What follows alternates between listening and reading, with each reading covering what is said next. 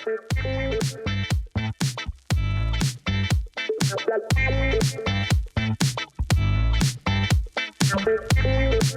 and welcome to a brand new episode of Real Arsenal Talk. That's right, Larry and Stevie. Or Stevo. Stevo or Larinsky. No, I'm just kidding. Don't ever call me Larinsky. Steve, how are you doing? How are you doing, my friend? Larry Hackman. Did you know who he is, JR? I know Gene Hackman. Was that his cousin? Probably be before you were born. You remember a program called Dallas? I've heard of Dallas, yes, but again, it was before my time, yes. Who shot JR? Well, it wasn't King, I'll tell you. If you're a wrestling fan, you'll get that. No, I don't. I'm laughing, but I don't know. You're not a wrestling fan. Anyways, again, we start with humour, with funniness. Ha ha ha. Because it's another win, Stevie. It's another win. And the thing is, we don't usually do the midweek podcast unless it's obviously Champions League and it's a big game sort of thing. But because we didn't do one over the weekend, we just thought we'll do a quick roundup of both matches because, let's face it, Crystal Palace match wasn't the best to watch, and the first half of this match wasn't the best to watch. But, where do you want to start? Do you want to hit me off with some interesting facts about the weekend match? Anything that I've missed? Now you're asking. Oh, hello. You don't have to go through your notes. You don't have to do that. It's in the past now. It's happened. It's the history books have written it. Everyone's talked about it. But obviously, it's another win at the end of the day. But because you watched the full game itself, and I got the messages, right? Okay, the messages basically went, "What the fuck are we doing? We're not even playing properly, or the first half was shit." How was the rest of the match for you? Because highlights don't do justice. Yeah, the rest of the match was the same as the first half, really. It just didn't get any better, unfortunately, for all those who actually did see it, because it was very, very poor, mate. As you can probably see from my texts, it started off shit. It got a bit shitter towards the first half. Second half started pretty much in the same vein. Yeah, it was just one of those games that we need to forget, but all that matters is the 3 points. Today point. So what you're saying is that I did the right thing of missing the match. Like, I guarantee I had better things. Missed it. Well, no, that's not fair. That's not fair. Come on now. No, obviously family's over, so we have to entertain and take them to Central and blah blah blah. I'm sick of going to Central London, by the way. Like, it's the same old crap. Are they still there, by the way? They've gone to Scotland now for the 3 days. Who was it? So my wife's cousin and her husband, they're visiting. Young couple. So, they've never been to England before. First time. Good. Yeah, nice couple, yeah. Yeah, London, all that stuff. They're going to Scotland now. See you later. I want to Arnold Clark, you bastard. I mean, the thing is, right, because they both speak English very well, and they said that when they arrived in England and actually spoke to an English person, it was just like everything they've learned is straight over their heads for the first few minutes, just to, so they can get their bearings. And it's true, actually, because even when I went to fucking Canada years ago, they speak English, obviously, and I was like, wait a second, give me a second just to adjust to what's happening here. But because they speak so fast, but yeah, and I said to them, if you thought that was hard, then Scotland, the Scottish, the Scottish is not going to be easy. Scottish bastard. It's going to be fun, but they're having fun anyway. They're in Edinburgh, so they're going to look at all the natural museum stuff. But anyways, so yeah, I had family over, and unfortunately, I had to miss the match because we were out, visiting and tour guiding and whatnot. But what did you see highlights wise of it then? I did. So obviously, I did see highlights, but because of what you said and what I saw in the highlights, there wasn't that many good highlights. Nothing really happened. No. Nothing stuck out. Nothing. It was just to be fair, Crystal Palace, they were pretty good. It made us look really average. What else can I say? That's it, really. Honestly, they just made us look average. Look, I mean, you've probably seen the stats after the game, did you? Where it goes something like Crystal Palace have scored in every game for God knows how many games. So, that was one good thing we did. We kept them out. I mean, if they had a better striker, maybe, I don't know, they might have done a bit different. Obviously, Mateta is a handful. Yeah. He made our defenders look pretty average, but, we kept a clean sheet, and that's all that matters. And at the moment, that's all that matters, because hopefully we will we'll sort of click into gear. I know, like, this will say Liverpool will eventually, but hopefully we will click into gear and start playing better football, because at the moment the football isn't great. Is this really? No, I agree. I totally agree. It doesn't matter, does it? It doesn't matter. It does and it doesn't. I don't. We played great football and finished second 3 seasons ago. So, to be fair, if it comes at the end of the season when we're 10 points clear, then yeah, great. But at the minute, all that matters is the 3 points. I hate saying that's a shitty cliche, but you know as well as me, it's not great to watch. But 3 points at the end of the day, we're still clear at the top. Yeah. It's the thing is though, Stevie. It's weird because it's not like it's very poor performances and we're just scraping a win and we're like, oh fucking hell, thank God, on to the next one. It feels, or for me anyway, when I'm watching it, I feel a lot more confident about the matches. I feel a lot more confident about not conceding. I've kind of made my peace with how the performance is going right now, like the way that we're actually playing our playing style. It's, I've kind of had to make my peace with it because of the fact that we're winning so convincingly. I know it's only 1-0, but we've been dominating teams. We have not let them anywhere near us. Even like you said with Palace, with their goal scoring record, it doesn't matter. Okay, you're going up against Arsenal right now. Anyway, so far in the season, we are the best defending team. 1 goal conceded, however many matches have been played, and again, that 1 goal that was conceded was a wonder goal. So it kind of sort of, if we win the league, I think that goal is the point where where the whole season is explained. Do you know what I mean? I don't know if that makes any sense. It's like you need a wonder goal or a wonder moment to beat us. That's if we win the league. So I just find that quite intriguing, and I think I don't want to jinx it. So do you know what? I'm not going to say it. So forget that. I'll delete that. Delete that stuff. But yeah. So can you be mad at the performances when the scoreline is telling you otherwise and the points are in the bag? I don't know if you can. I really don't. 1 draw, 1 loss in the league, especially out of all the matches that we've discussed. And again, I don't remember now what the scorelines we predicted were in those matches. But the results were. But I'm pretty sure we didn't have the points that we are sitting on right now. I'm pretty sure me and you were a bit more on the skeptical side, especially after the opening matches. But look, opening matches, it kind of set the tone for where we are right now, because same thing against United. We didn't play very well. We got a win.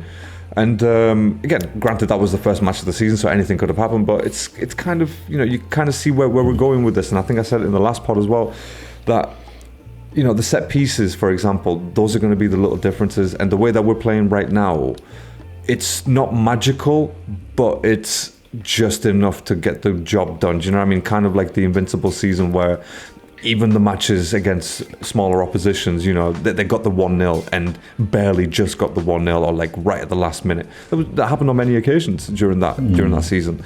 So yeah, but in terms of the performance, just made my peace with it. I know it sounds crazy, but I just had made my peace with it now. I think what frustrates me more than anything after the Palace game is just a continuation of the majority of the performances is the individual performances. Do you know what I mean? Where they're giving the ball away, like silly, needless balls, passes when they shouldn't. And it was so evident on, was it Sunday we played? Yeah, it was Sunday. It was so evident that we would pass the ball. Martinelli and Saka were so guilty of it. We were playing really well. We weren't playing really well. We were just not passing the ball at all. And then when we had time to control it and pass it, we would just pass it when we had loads of time. And it was all back to front, higgledy-piggledy. Nothing was fluid at all. There was a couple of times Saka was passing it, Martinelli was passing it. Everyone was passing it, and they should have just kept hold of it. Obviously, you wouldn't have seen it at all. But when you sat there watching, you think, what's going wrong? But that seems to be the tone of the whole season so far. It's like we're not playing great, but we're winning. And Chelsea of old, Liverpool probably of old, Man United of old. It's a mark of a good team, I think, when you're winning, when you're not playing well. I know it's a cliche, we've been saying it, but hopefully, like you say, we've said it. I know I'm waffling now, but we said it at the start. If we win 1-0 and we play shit we win 1-0 for 38 games, then I'm happy with that because we won the league. True. But like I said, there's something different about the way that we're playing this season. It's not even just like it's doing the basics right. I feel like that's what it's come down to, where it's like, do you know what, let's just do the passing right, the movement right, Cautious. Cautious, which is fine, because okay, we had exciting football when we broke the goal scoring record 2 seasons ago. What happened then? We finished second. Nothing to show for it, right? No trophy. Last season we had some very good spells before the injuries came through. What did we have to show for it? Absolutely nothing. So do you know what? Right now, I'll take cautious. I will absolutely take cautious right now if it means that at the end of the season we win. And like you said, if it's 38 matches of 1-0s, that's 38 games won. Obviously, I know we drew and lost one, but I'm just saying, the general point being that I'm happy to take the 1-0 wins. I know what you mean. What's a good performance got us right now so far? We're not Barcelona, but we're playing excellent every match and we're winning every match. That's not who we are, and I don't mind that. We're winning. We're top of the fucking league, but yeah, something has to give. Yeah, I think you're right, because I have noticed a change in our style as well. It's like we're not going gung ho in the first 45 minutes. If a goal comes, brilliant. But it's like we'll feel the opposition out, we'll let them have quite a lot of possession or whatever, and we won't commit, but we don't want to concede at the same time. And I think our mentality has changed, and it has actually worked so far. I don't know if you know what I mean. It's like we're not trying to push it the first 45 minutes. Seems like, oh my god, like against Atletico, then all of a sudden bang bang bang, 4 goals in 15 minutes or whatever. And it was the same with Palace. We sat back, and yeah, Eze's goal was great at the end of the day, but it's like it's a new way of playing. I don't know what it is. Like, you look at Liverpool, you look at City, they're trying to win the game in the first 20-30 minutes. We aren't. We're trying to just sit back, and we have got the quality now. We know we've got the great defence, but we've also got the quality going forward, so we know at some point we will get them chances. And if it doesn't happen, we know how good we are in set pieces. I think. Do you know what I mean? Yeah, I think the word that I personally would use to describe it, I think, is efficient. It's like a 1.9 machine, kind of thing, isn't it? TDI engine, of the old Volkswagens, just efficient at doing what they do best. And again, like I said, I don't mind that. And because the playing style is not exciting or magical or whatever it is, okay, who else in the league is playing like that? Apart from Sunderland, maybe. And the only reason we're making a big deal out of it, or the pundits are making a big deal, is because that's a newly promoted team. Next season, if Sunderland play like that and start losing, or even if they're doing the same result, no one's going to care, because it's happened. So I think again, being efficient, there's absolutely nothing wrong with that. And at the end of the day, the people who are against it are the opposition fans, and because the teams are just playing so piss poor right now in the league and other competitions, that I understand why they would be pissed off. I get it, set piece FC and all that stuff. But guess what, mate? In the last 2 weeks, what have you seen a lot more of? Throwings and crosses, right? And people do it, like, sort of organising their attack. And it's fine. That was bound to happen. Like, we're not sitting here going, oh, I can't believe they found out that our playing style. It's a fucking corner. It's a throw-in. It's part of football. We're just utilising it. So yeah, it's funny how that happens. But yeah, for me, that's the word that I would use, is efficient at everything that we're doing right now. Set pieces. Going forward, like you said, we're not committing or over-committing or sort of trying to close the game out in the first 20-25 minutes. Just play around, feel the opponent, and boom. And again, it's efficient and confident because of the fact that, again, we're not looking vulnerable at the back. You may get one mistake from Gabriel or one mistake from Saliba or Timber or something like that, which we have seen. We have seen that, but it's not rare, isn't it? Yeah, it's very rare. It's not enough to bring our team down, and right now that's the sort of exciting part. It's the defense is so good that it affords a lot of experimenting, probably lack of a better word, but experimenting up front, which they have done, and with different players in different positions and whatnot. But look, again, definitely agree with you. Not the best sort of eye-catching performances, but as far as I'm concerned, we're winning, and we're winning whilst making other teams scared of us or talk about us every single week. Get Arne Slot coming out going, the other teams changed tactics against us. Say what you want about Arteta, he's never once come out and said that.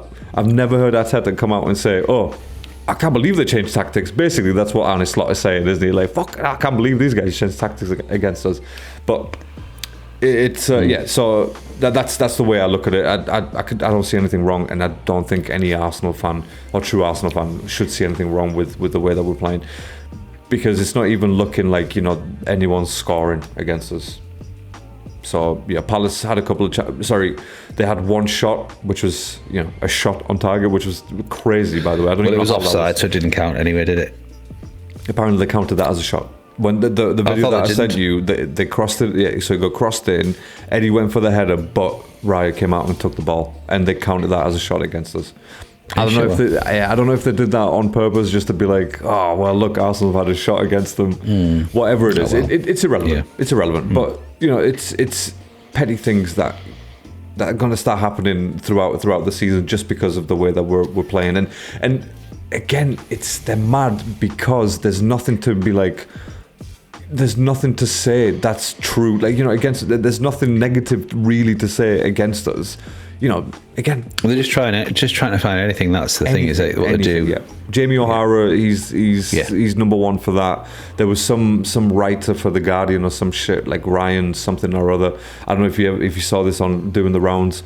It was basically when Liverpool won against Barcelona in the final, and Trent Alexander did the infamous sort of corner kick, the quick corner kick from a set piece, by the way, just so we're clear. He said that set piece is magical, and Trent did it, or Liverpool figured it out, or whatever. And then come to us this season, he's saying that set pieces are ruining the game because of Arsenal.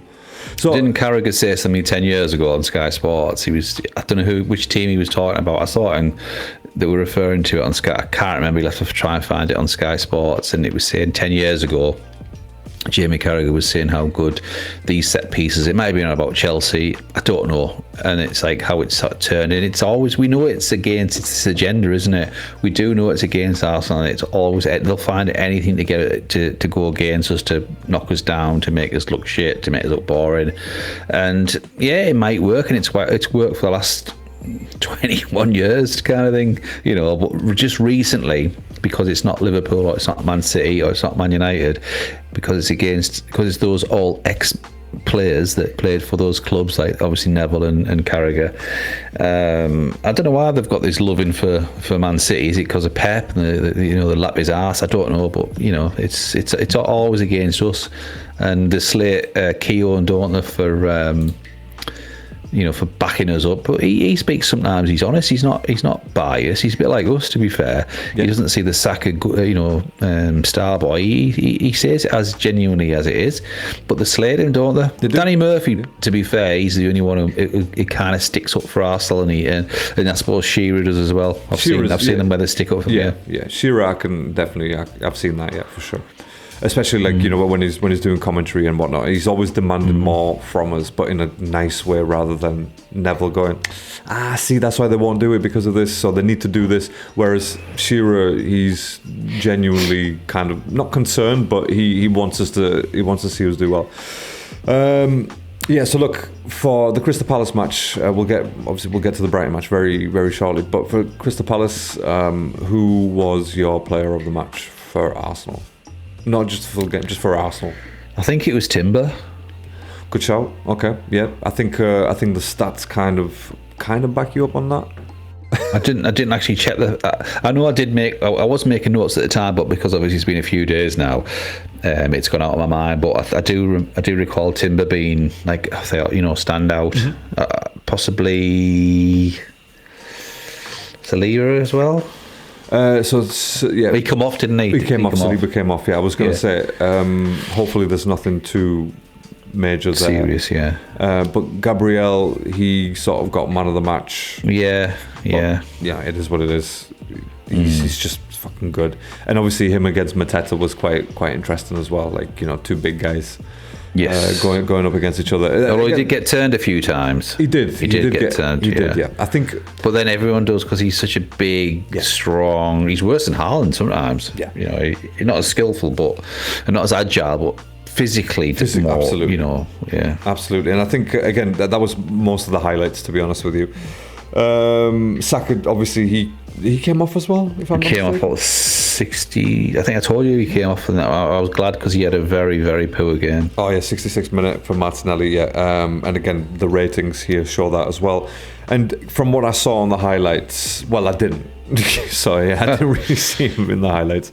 But again, it's been a few games where I just don't. You know, I don't, first of all, I don't want to repeat what we've already said, so I'll just keep it very brief. And even like, you know, from just the highlights and the little part that he played in that match, everyone was just sort of in agreement that it didn't have his best game. Apparently he was ill or something along those lines. I don't know if you read that or not, but I did. I heard that. Yeah. Make of that what you will, whether it's real or not, whatever. But yeah, you know, there's changes definitely needs to be made. And just quickly on tonight about Saka, when he scored, for a split second, right, it felt like he's going to mature this season. Do you know what I mean? It's like it felt like he's matured, and he's probably going to mature even further this season. Like, you know, to actually take the captaincy on board. Now, whether that means that he's going to up his game and do it that way, or whether it's just going to be that influential sort of voice. Do you know what I mean? Because when you think about it, Messi was kind of both, wasn't he? You know, he was the captain, but he was a fucking excellent player and an influential player. Like, you know, people looked up to him because of how good he was. Whereas I feel like, you know, Saka still has that time to go yet. But maybe after tonight, when he came on, there was something different about him. I know he wasn't on for very long, but there was something different about him. I don't know whether he's bulked up or something. I don't know what it is in the last week. In the last 3 days, by the way. But there's something different. When he stepped on the pitch, I was like, ooh. I think there's something different because I sensed it as well. Now, whether that was because the psychology of the team changes, because Max wasn't really having a good game. I know we'll get onto the Brighton game shortly, but I felt as though Saka, you forgot how good he was, and he showed tonight. Especially in comparison, by the way, against someone who's sort of a wonder kid, you definitely saw the difference in level between them. That's what I saw. Whether it was anything else or not, but tonight was like, Saka's back. In a way, I know it was a different opposition. It wasn't probably their first 11 and such, but you just felt confident when he got the ball, didn't you? When he had the ball, he was shielding it, and there was something different. You're right, but we'll come on to that shortly. But go on. So I mean that's fine. Yeah, you answered my question. It was Timber. So, was it? For man of the match. But like I said, these guys are giving Gabriel, but from the little bits, I don't really think that was deserving enough for Gabriel to be it, but regardless. Right, look, Brighton match, obviously we're fresh off watching that particular game. Initial thoughts? Just, you know, as an initial reaction after the match? Yeah, so obviously glad we're through, but the first 25 minutes we were non-stop texting because it was like school kids, wasn't it? It was so embarrassing. It was like they should have been 2-0 up, like we said. I think the only one that could keep his head held high, there was two players. I thought Ezid played okay, and I thought Hincapié played okay. I think the rest were a bit, Norgard was embarrassing. I mean, even Wanyeri, I thought, very poor. Dauman, obviously, you know, I know he's only 15, but still didn't hold the ball very well. He did there's a few glimpses, thought that were okay, but barged off the ball quite easily. Miles Lewis-Skelly, just giving the ball, it was very, Benny Blanco, the whole lot of them. I mean, obviously Kepa was okay, he kept us in it, but the whole team was so disjointed. You know, Arteta must have just shot that team together and thought, they'll do. Not actually thought about it. You know, like Brighton had changed a lot of players, but they had like sort of a nucleus of the team, like Belieber and Van Hecker. You know, they still had some decent players in there, But our team was Marino was terrible. Absolutely garbage. My mate, fucking Mikel. He was terrible. He was. Absolute. Look, that first half, I know you're saying 25 minutes, but that first half was just unbearable to watch. It really, really was. And I'm pretty sure I could have done many other things with my time in that 45 minutes. Like, honestly, it was just a terrible half. So I did. I walked around a little bit the house, around the house a little bit, just to get away from it, really. But okay, look, let's start at Max Dowman, because, like we said, we're going to try to keep this episode as quick as shorter than normal. But we always say that. Max Dowman, right, for me, I genuinely did not like him this match, right? And that's not even for controversy's sake. That's not even for, for clickbaiting or click raging or whatever it is, right? He was not good. And the way that he walked around that pitch annoyed the absolute living hell out of me. Because it's like, mate, you are literally 16-year-old. Is he 15 still? 15. 15 still. I think it's 16 in December now, some shit. Anyway, you are 15 years old, right? You haven't done anything to be like, oh, yeah, I can walk around. You haven't warranted that walk, basically, right? You have not earned that walk. Saka can do that walk, but he's probably the only one in that team who can walk like that. And what I mean is just that sort of shoulders drooped, sort of, even when he was subbed, the way that he was just fucking dawdling. It's like, dude, we are not in this moment right now. You should not be doing this. You should be running straight off the pitch like a normal professional 15-year-old, and be thankful that you're here. And the way that he was just, hanging about was absolutely just annoyed the living hell out of me. Maybe I'm the only one. Maybe I'm making a big deal out of it. I don't know. But for me, one thing that ruins a player is attitude. And prime example, Lamine Yamal, Barcelona, El Clasico on Sunday. Just the worst, right? I do not want to see that player again, and I genuinely can't believe people still put him in the same conversation as Messi and Ronaldo. Don't know how they do it. Don't want to know it. That kid is not going to be anywhere near that. He's going to be a Neymar flop. That's what he's going to be. Just the way that his attitude is. I'm not saying Dalman's going to be that. I'm pretty sure he's a down-to-earth kid. He's a nice kid or whatever. But I just feel like the way that he was walking around that pitch just didn't fit. It's like we're 0-0, and we have been saved by our keeper twice, and you haven't done anything this match, right? You had the ball, you had a potential for a very nice run, but you didn't. You chose to run through it instead of make that pass, and you had 3 players around you. That's the problem with Dowman right now, and I really don't think starting Dowman was the best choice. I would have much preferred to have Saka on that right hand side in the first half. I'm pretty sure we would have closed that match out, and then you could put Dowman on. I just don't. Yeah, I don't know. Maybe it's just me. Maybe I'm making a big deal. What did you feel about Dowman? Yeah, I think it's a bit harsh. That I think you're being a bit harsh on the kid. I mean, yes, I think what you said with regards to his attitude potentially, but you don't know whether it's the fact is he's a young lad. He is. It's his first start at home, and I don't think he did anything great. I think he did try. I think he tried to take players on. Don't forget, this is his first game since the last game against Port Vale, I think, in the last round of the cup. So I know what you're saying, but I think he had to start the whole team that he started, because obviously they weren't getting minutes. They haven't been getting minutes in the Premiership. Dowman hasn't played he hasn't been any part of the first team game against Port Vale, and I think you're kind of right, but I still would have started him. And there was no point in risking Saka and the likes, and that was right from Arteta, because if he'd have started them, everyone would have slated him and said, look, why are you risking all these players in a Carabao Cup when we've got bigger fish to fry, kind of thing. So I kind of get that, but I do understand attitude issues and Lamine Yamal, what you're saying about that. Yeah, it was diabolical. We could talk about that at the end if you wanted to.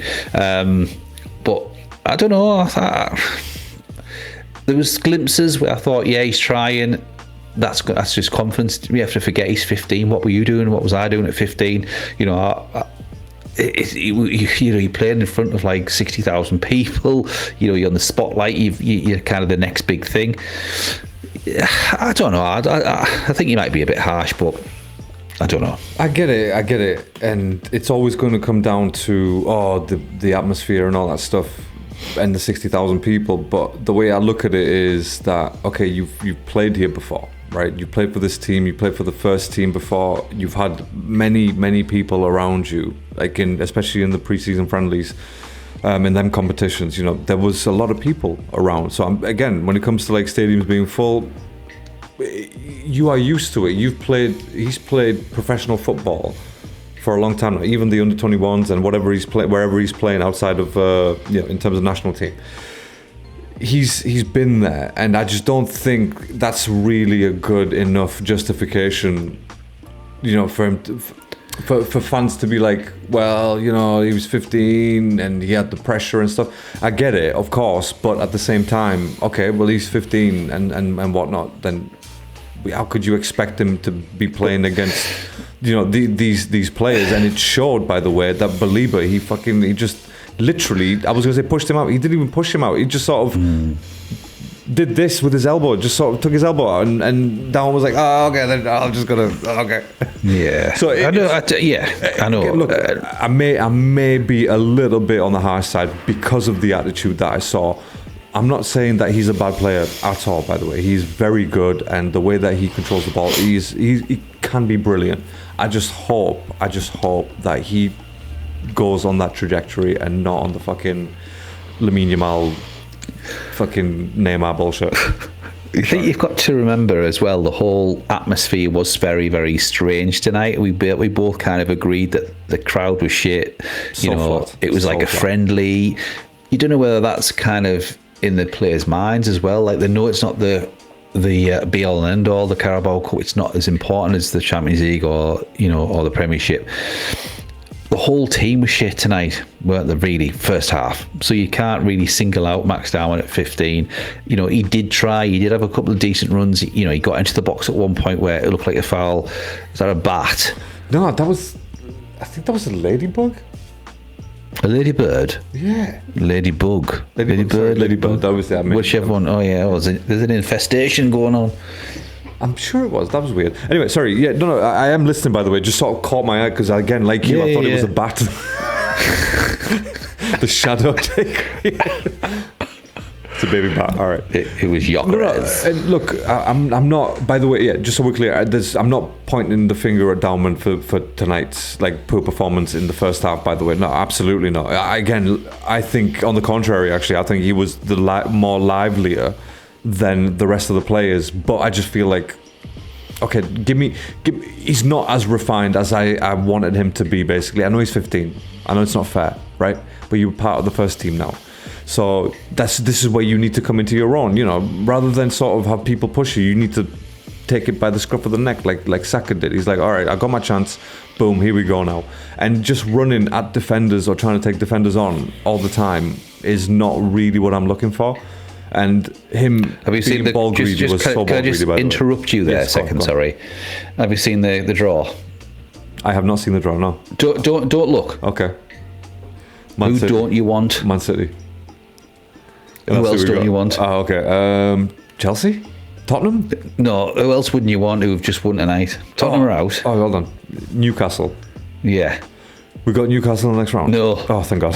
So we screw you, man. So at least we've got a team that we're not bothered about. We've got Palace at home.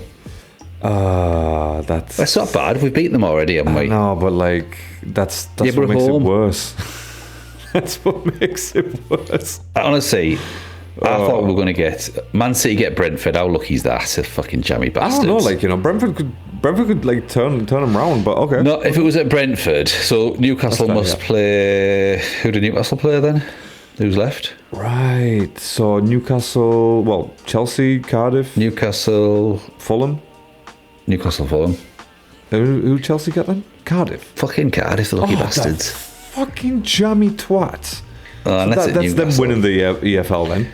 What I want, right? Who do you want, really? I don't want Newcastle, I don't want Man City. I'd rather play Chelsea. Hey, I want Cardiff in the semi, John, you.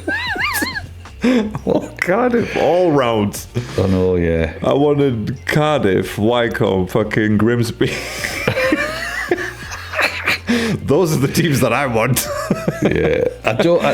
Look, the bonuses were at home. Yeah, that's fair. That's fair. I know, but Palace, I mean, they slapped Liverpool 3-0. And yeah, again, but did you see Liverpool's team? They may as well have had Slot playing. Well, it looks like he was, or one of his sons. Nalo. Who the hell's Nalo, by the way? He just came on and then he got He's wrecked. from Lion King, isn't it? No, that's Naylor. No, I'm just kidding. I don't know. Oh, Naylor. So It's Nala. 67th minute, this guy comes on, and then 13 minutes later, he's got a red card. He goes off.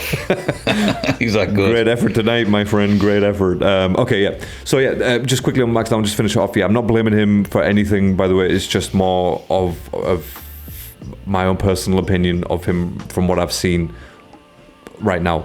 Good player, of course, and hopefully he gets better. Right. Now, obviously, first half, was there anything else to really discuss apart from how Brighton should have finished this match off? Yeah, to be fair, no. I mean, if you look at the whole team, like I said to you, Eze, I thought played really well. He looked as though he had a lot more confidence. He was like the big fish again, if you know what I mean. I think when all the other players are on, he doesn't seem to try as many things. But I thought tonight he had confidence on the ball. He was trying to take players on. He was trying shots and stuff. So I thought it was one of his better games. The only downside was he didn't have really anyone else to pass it to. There was no one like decent enough for him to make it look as though he was make like, the runs. Yeah. I agree. So yeah, I mean, obviously Norgard had a pretty poor game. I don't know about yourself, what you thought. I thought Lewis Skelly had a pretty ineffective game, giving the ball away, getting back. I mean, Georgina Rutter, great player, really good player. Yeah. Against Lewis Skelly, were great. I was going to say, against Lewis Skelly, I thought he was really good. And yeah, there was moments where, again, Lewis Skelly shows his weakness in defence. And I think it's, honestly, I think sometimes it's his positioning, the way that he places his body in between the player and the ball. It's like the different way. And not in a good, it's like the opposite of what you want. Goal side. No, that's not goal side, Lewis Skelly, right? Goal side, for God's sake. Yeah. Not turning around. Don't turn around mid-run, because that's not good, right? That's what he keeps doing. And I agree with you. And defensively, he is good, but at the same time, he's not that good. Like, do you know what? What my thoughts are, and he's good going forward, but defensively he isn't very good. I'd rather have a really good defender that wasn't good going forward. That was just a great defender. We don't have one of those. I know. I think Capier is the closest we've got to a really good defender. And I'm sure I said to you at the start of the season, once he gets up to speed, he could be our permanent left back to interlink with Calafiori. I think Skelly might just be used for the cup competitions, but yeah, it's like Skelly kind of like you say, he gets his body in the way, then just sort of falls to the ground, and you think, fucking hell, just get up, man. Yeah. He just like dives and falls forward, doesn't he? It's bizarre. But yeah, defensively, positionally, and speed-wise, he's not that great. And he was caught out a few times against Palace, and obviously tonight he was caught out a lot. And it was only really bad finishing that kind of saved us, really. Otherwise, we'd have probably been out tonight. I don't think if they'd have gone 2-0 up, even if we brought big guns on, we would have got through that tie. But there you go. It's done now, isn't it? But no, it's done. And I think with Lewis Skelly, I would like to see him more in a more advanced role, like more of a wide player, more of a winger style, or like that sort of. You remember when in FIFA you used to have left mid, two centre mids, and a right mid? Do you know what I mean? Like that sort of 4-4-2 formation, and the guy on the left, like a Pires sort of thing, where he didn't necessarily. Obviously, Pires made the runs, but he had the technical side, and I feel like Lewis Skelly's got the technical side and the passing ability, but like you said, defensively he's not the best. So wouldn't it make more sense to have him a bit more advanced, like who would you pick though? Huh? Who would you have him in place of? Well, it's not so much in place of, but for example, Martinelli, Trossard, that sort of situation. He could give you something different. May he not make the runs to the byline, but he's good enough at passing. You know, he's a good passer of the ball. So is he a little bit like a Xhaka? Yeah, kind of like that, And I think there was moments maybe earlier or last season, I think it was, when he first started, that you think, okay, I can see him in that Xhaka role actually, because he's sort of almost making that run, but he's sort of making it from left back. So, you know, take out the defensive side, put him in that left half space / on the wing. You could easily, and I'm not saying you start him there, I'm just saying, you know, you bring him on like last 10 minutes to start off with and so on. But I like him as a player. I just feel like defensively, yeah, he can be a liability, and he scares me when a player is running at him. He scares me because it's like, okay, I don't know what you're going to do here. I don't know which way you're going to go, because I've seen it. Yeah. I've seen this happen, you know. So, but overall, look, you know, he made that nice run. It was him, wasn't it? Yeah, he made the run. Didn't he? He did a decent run. So I feel like they're giving him a 7.7. Again, we're not getting into ratings, but I'm just sort of trying to get my bearings with it. 7.7, it's a bit too generous. If anything, give him a 7 at best, probably 6.8. Do you think sometimes that these decent mazy runs he goes on, they're not intentional? It's kind of born out of either potentially losing the ball in a very, very dangerous position, and then he just seems to, he has the strength to kind of go past another one or two players, and you think any moment now he's either going to get taken out or lose the ball.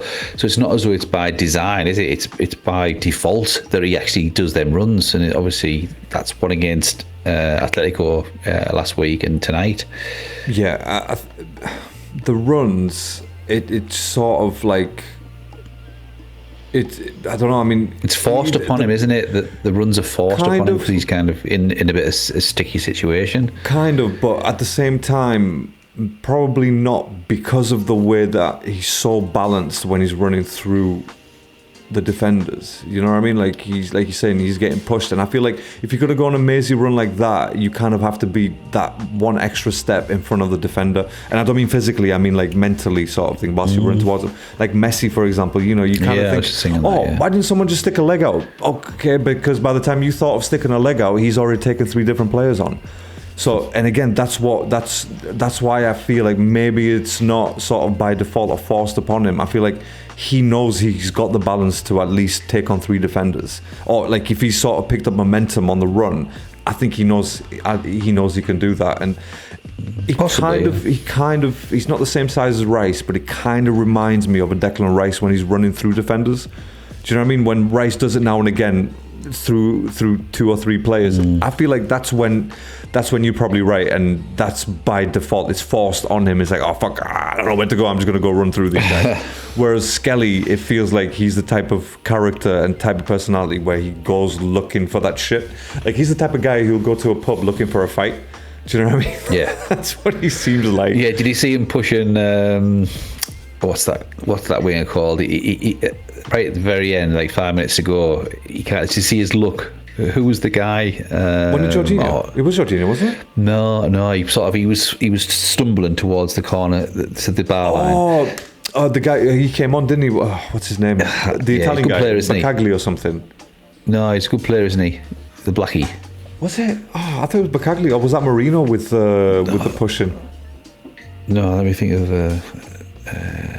It was the player. Oh, there's Minter. Minter came in. Minter, that's it. Minter came in for Jorginho. Yeah, that's and he was stumbling, and then I don't know who it was who had actually got a tackle. It was Trossard who got the tackle in, and he sort of knocked him off balance. And as he was going towards Barline, pushed him. Lewis Gelly sort of edged him down, and he just kind of gave him that look as if to say, "Yeah, what the fuck are you looking at?" It was going out, you know what I mean? And I just thought, yeah, you're right. You know, he's just like, it's arrogance, isn't it? It's his big-headedness, his arrogance. Sometimes it can get the better of him, and I hope it doesn't. Yeah. You know, the old Haaland celebration. I hope it doesn't get the better of him, and I hope it's not a harness. But yeah, you're right. You know, he's got that that kind of look, hasn't he, where he wants to have a fight with everyone. And you know what? I love it. I love it that he's part of our team, and he can do that. And again, the thing is with that whole Haaland situation, the fact that he did that celebration, I feel like that really knocked Haaland's confidence for a lot of fucking matches. I know people just not this season. honestly, after that, I think he was like, oh, fuck, I've just been punked by an 18-year-old or 17-year-old, however old he was at the time. Unbelievable mind games. And I feel like that's why I like Lewis Skelly, because of the fact that he's so chill that nothing can really, take him from his stride. And the thing is, when he's not doing well, because of obviously the pulling and the pushing and sort of and the daft fouls that he'll give away, where it's like, oh, why did you leave a leg hanging out there? And that's what he does, and that's what he has in him as well. So we have to take the good with the bad, I guess. But would I rather have him in my team? Yeah, absolutely. I'd rather have him in my team. As a sub, yeah. Probably as a sub as well. Like, I don't need him to start. We've got good enough players to start. And again, Nkapie sort of proved the point tonight as well, even though he was playing centre back. But if he's trusted to play centre back instead of Gabriel, then the manager sort of thinks quite highly of you as well. Same as Mosquera. But Nkapie, I know you wanted to see him. How do you feel? Yeah, just a good, decent performance, and like you say, he was the most composed out of the defenders. I think even Mosquera was a bit jittery tonight, but Nkapie, he looked as though he was the calm head amongst a bit of a dishevelled team, if you know what I mean. So yeah, really, really sort of impressed. He's got obviously 70 odd minutes under his belt, which will be nice if he ever has to be used in the Premiership. I would like to see him, because he's like I think Arteta's sort of alluded to the fact that he's like a warrior, and I think that's the impression he gives off. He's no nonsense, straight in, takes a player out, and that's what I'd like Marzo Skelly to be sometimes. No messing about, just take the ball out, don't fuck about with it, don't put your team under pressure. And sometimes I think that's the problem with our defenders at times. Gabriel's fine, Saliba's fine, Timber's fine. I just think our left back, Calafiori and Marzo Skelly, sometimes they dawdle on the ball too much, and that causes unnecessary pressure. Whereas I think Nkapie is complete no nonsense, ball out of play, good old fashioned ball out of play, or a nice easy ball, and that's what I want to see. There was a moment near the end of the match where I think it was Mosquera was maybe up against Minter or maybe up against Chimas, I can't remember.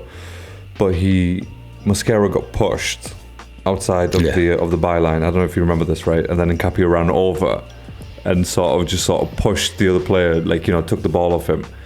And I was like, I thought to myself for a second, I was like, wait, was it Nkapie who got challenged, who got pushed on the byline? And then the replay happened. I'm like, wait a second, he was nowhere near the guy. He just ran directly towards him to actually push him out the way because Mosquera was on the floor. And I was like, right, okay, that's pretty good. I like that. I want to see that again. So, hey, look, if he's that sort of player and he's got that South American mentality, then fucking bring it on. Bring it on. And we've got a few South American players in our team who are fiery. Gabriel definitely, Jesus can be fiery as well. Martinelli's a bit soft. No, I think Nkapie reminds me a bit of Martinez from who we were linked with a few seasons ago. Oh yes, we got the butcher of Timber Manchester, Butcher of Baghdad, whatever it is. Whatever it was. Butcher of Baghdad, come on, that was Saddam on it. Fuck's sake. We're gonna you know what I mean. So banned.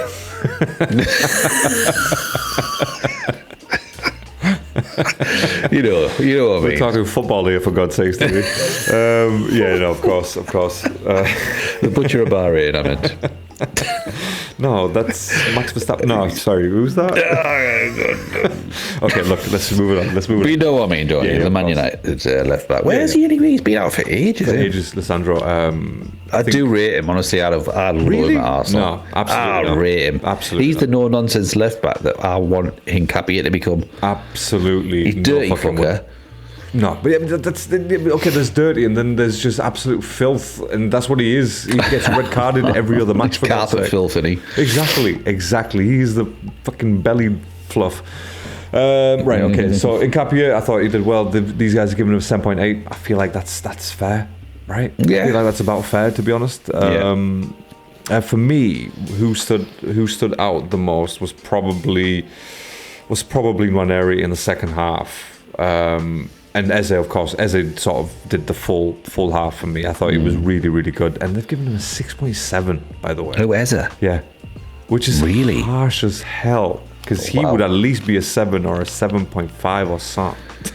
That's very, very strange. Is a bit harsh. But for me, Nwaneri, especially the second half, I thought he did really well. He started off so brightly. Very quick, in the right positions, find himself in the right positions, and taking a couple of shots, and then he got his goal. You know, you cannot be mad at that. For me personally, I would probably say he was the man of the match, just because he scored. But if he didn't score, then I think probably Eze would have deserved that title. I know you said Arida Balaga. I know you said that he kept the kipper. Yeah, kept the kipper. You said that he obviously, you know, he did get actually man of the match from these guys. But apart from those, you know, twice saving us, did he do much really? I don't think he did. Nah. Not enough to be man of the match. Like, no. Yeah, fair enough. I understand at 7.9 or something, but, you know, to give him an area 7.6 with the goal and the way that he performed in the second half feels a bit harsh. And the last thing I will say on the team, like sort of in terms of ratings, Harriman Anus, right? First of all, first time I've seen him play. Never seen him before. As probably you haven't either, I would imagine, or have you? I don't know. No. And these guys are giving him a 6.6, which, being like his first competitive match for Arsenal against a Premier League side. Did they give Dalman a score, by the way? Yeah. What do you think they give him? Is it the UK media bias? What do you think they're giving him? 7.3. That's literally what they've given him, and I'm pretty sure you've got the app open right now. I swear, honestly, I haven't looked. 7.3, and I don't know where they pulled that number from, to be honest. Don't know where they pulled it from. Maybe give the 0.3 added to the Harriman Anus score, make him a 6.9 at least, and then take him to Dalman to 7. But yeah, I mean, he had the shot that he probably should have scored, but not everyone scores from that angle, you know. And Saka got the rebound and scored. You know, he did all right in the first half. I didn't think he did anything shit. He didn't lose a ball. He didn't have much service, but that was the whole team in general was shit. Yeah. And this is what you said earlier, like, you know, with Eze, for example, he didn't have anyone to actually, or good enough to give service to. And with that last chance with Harriman and Noose, it's like, you know, I guarantee what went through his head was, oh my God, I can't believe I'm going to score here. Guaranteed that went through his head, like 100%. As soon as he got that ball, faced the keeper, he was like, oh my God, I'm going to score here. Obviously, composure, that's what they need to work. I'm not going to criticize him, by the way, for missing that at all. It would have been great if he got it, but, you know, unfortunately he didn't. But yeah, as an overall for the match, he made some decent runs. You know, nothing. I think to complain about. How we struggled this evening was our midfield was pretty shit. I know you're kind of giving it Nwaneri the big thumbs up. I thought he did okay. I wasn't really impressed with him, but I think the midfield in general were fucking non-existent, and they were just getting through us like butter through knife through butter even. But you know what I mean? It was like that's how I felt. That, you know, as soon as they had the ball, they would pass it through our midfield, and there'd be an own goal, and that's where the issues all came from, and that's why our sort of front two, Eze and Harriman, didn't do anything, because they were not getting any service until obviously the second half, when it all changed, which was really good. Yeah, I think that's what did it for me, to be honest. If Nwaneri carried on the way that he did in the first half, then yeah, we probably wouldn't be having this conversation. But the fact that he upped his game in the second half and he got the goal, it just sort of, for me, meant like a massive improvement from what we saw in the first 45. But yeah. I mean, I probably am a little bit generous because I do like Ethan Nwaneri and the way that Arteta sort of using him sparingly. Not a big fan of that, but at the same time, I can live with it. But yeah, it's good that obviously youth is coming into play quite a lot with Arteta sides, and I'm glad that he decided that this was going to be the right competition to make the massive changes in the team. But one thing I will ask though, did you find it a bit weird that Big Vic wasn't part of this match? Because I feel like he was probably the perfect player to actually start this match and potentially get a goal or two. What do you think? Was he on the bench? I want to say no. I thought he was. Hold on, 2 seconds. I'll have a look now. I've got it right up here. Big Vic. Oh yeah, he was. Yeah, he was on the bench. Oh, Yeah. okay. I thought he was only going to be.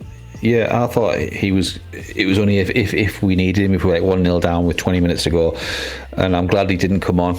I wanted him. I wanted him to have a rest. He's played every game. I'm glad he had a rest tonight. And he wasn't needed. I'm glad that he didn't start, but I feel like maybe after the first goal, he could have potentially made an appearance to maybe get a goal. That's the only thing. But I say that, he scored against Atletico. Was it? Yeah, against Atletico. Yeah. We thought that was going to be, okay, here we go. He's got some confidence back. The catalyst as such. He didn't do shit against Palace. No. Sorry, shit in terms of goals, because again, he's still very good performer of what he's doing.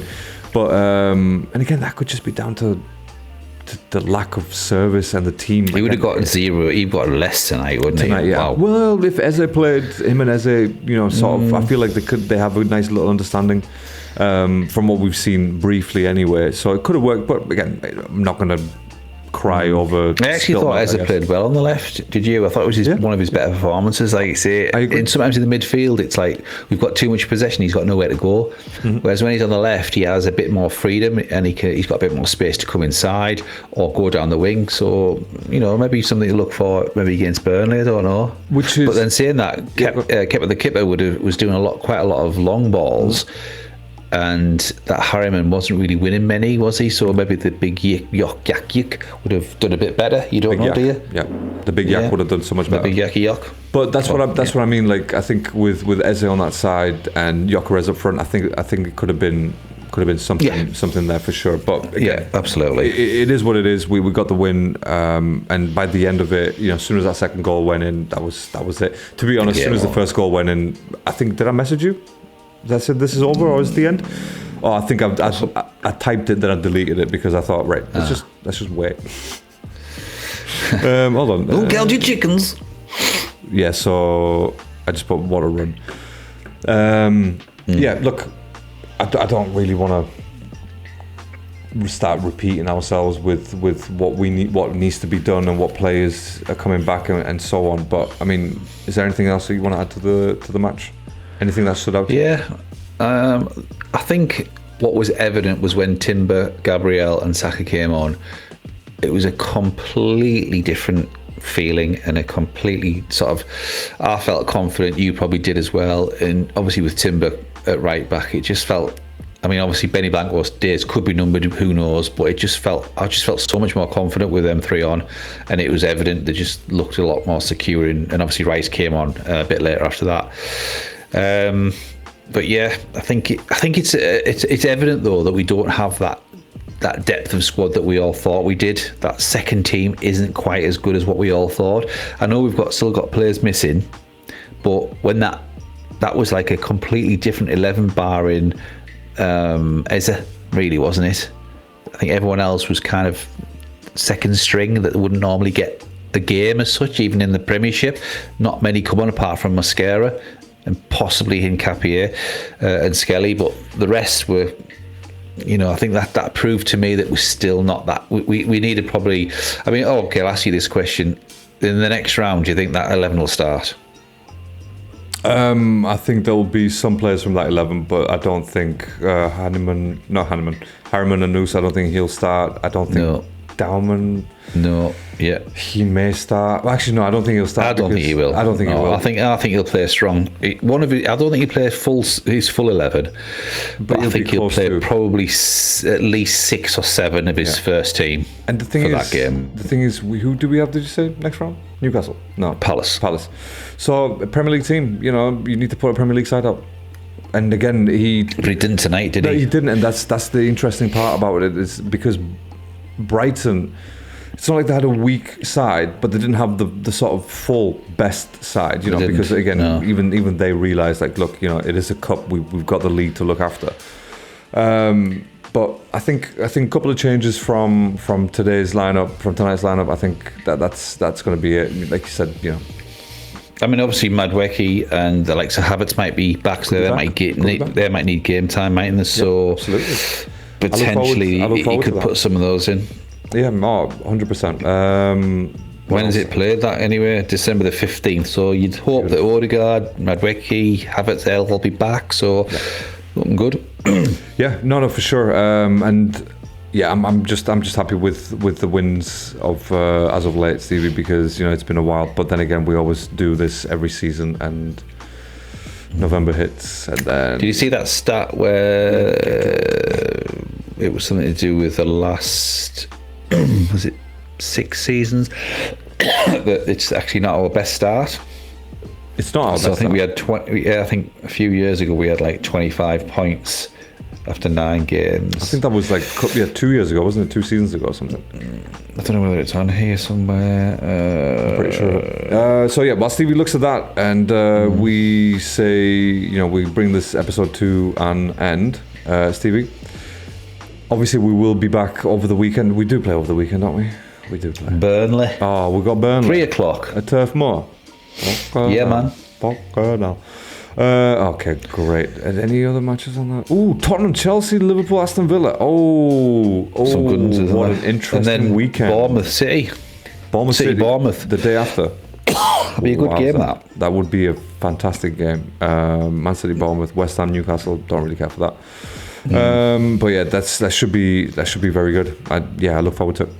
So yeah, anything else that you want to add, mate, before we? No, mate. No, I'm all good. Thank you. Excellent, and we've actually managed to keep it to just over an hour and not an hour and a half. Again, longer than we anticipated. Only because it was not to talk about with the Palace game. It was shit, really. Well, I think that we had 2 halves of 2 different games that were just terrible. So all in all, we just talked about 1 game. There you go. That's how we do maths around here. Maths is mathsing.